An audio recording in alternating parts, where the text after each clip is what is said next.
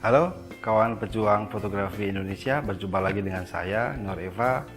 Kali ini kita akan membahas tentang jenis-jenis kamera. Kita mengenal yang namanya kamera analog.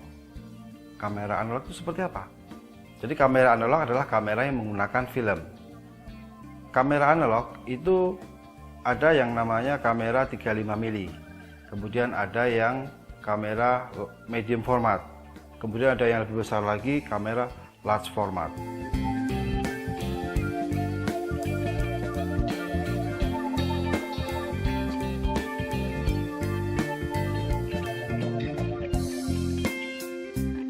Nah, di era tahun 2000-an, kamera semakin berkembang dan sekarang dikenal menjadi kamera digital.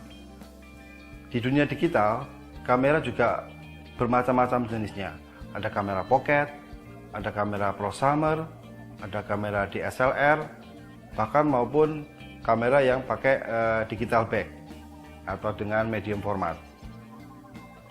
Kamera pocket keuntungannya adalah dia lebih kecil, mudah dibawa kemana-mana, bisa disaku. Makanya sering disebut juga kamera saku karena bisa dijunjing kemana-mana dan bentuknya simple, kecil. Meskipun fiturnya juga kalau sekarang ini kamera pocket sudah sangat canggih. Namun kamera pocket biasanya dia tidak bisa mengganti-ganti lensa, atau lensanya adalah udah built-in. Jadi kita hanya menggunakan satu lensa saja.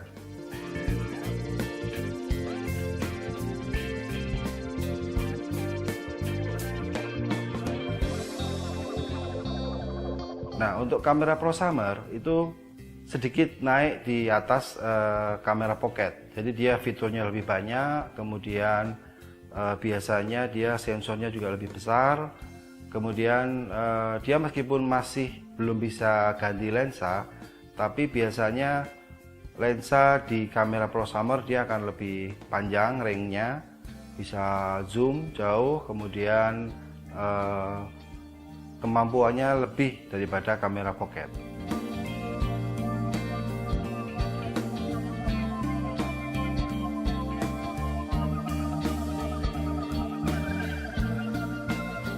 Nah, kemudian untuk kamera DSLR atau disebut dengan digital single lens reflex, itu kamera yang masih mengadopsi analog, jadi menggunakan mirror.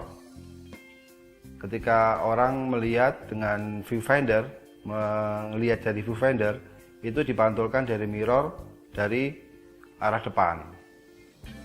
Nah, untuk kamera DSLR ini, itu kita bisa mengubah-ubah atau mengganti lensa sesuai dengan keinginan kita. Lensa bisa kita ganti menjadi yang wide, atau mungkin tele, atau kemudian pakai lensa fix, itu sesuai dengan kebutuhan kita.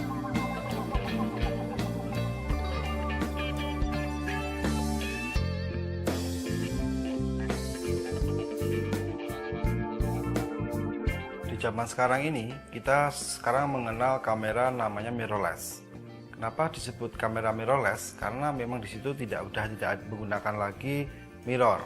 Jadi dari lensa, kemudian cahaya masuk langsung ditangkap oleh sensor. Keunggulan kamera ini adalah dia lebih compact atau lebih kecil, bisa dibawa kemana-mana, tapi dengan fitur dan kualitas yang hampir sama dengan DSLR.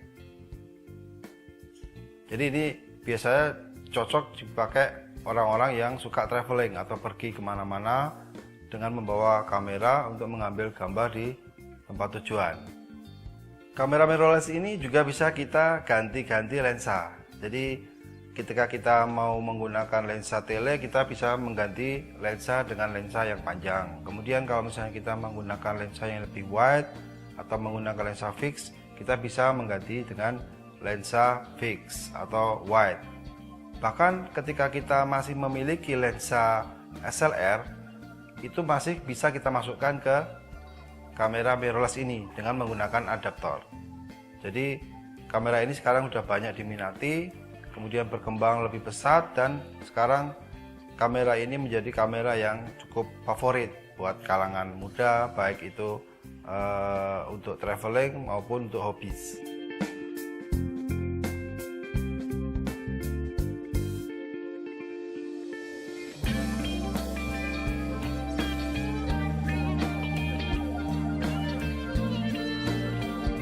Jadi pada prinsipnya cara kerja kamera hampir sama, yaitu menerima cahaya melalui lensa kemudian diteruskan ke sensor. Ketika cahaya masuk melalui lensa, kemudian dia diatur aperturnya atau bukaannya, kemudian dia akan diatur speednya atau buka tutupnya shutter. Seberapa cepat atau seberapa lambat shutter itu dibuka, itu kita bisa mengaturnya menggunakan speed atau shutter speednya. Nah, setelah itu baru kemudian ditimbang oleh sensor, dan itu berbeda-beda. Antara pocket itu biasanya lebih kecil sensornya, prosumer dia lebih besar sensornya, kemudian di SLN lebih besar lagi, kemudian ada medium format, ada large format, dia akan tambah besar seperti itu. Perbedaannya adalah ketika sensor kecil dia kurang detail menangkap gambar. Ketika semakin besar sensornya, dia akan semakin detail untuk menangkap gambar.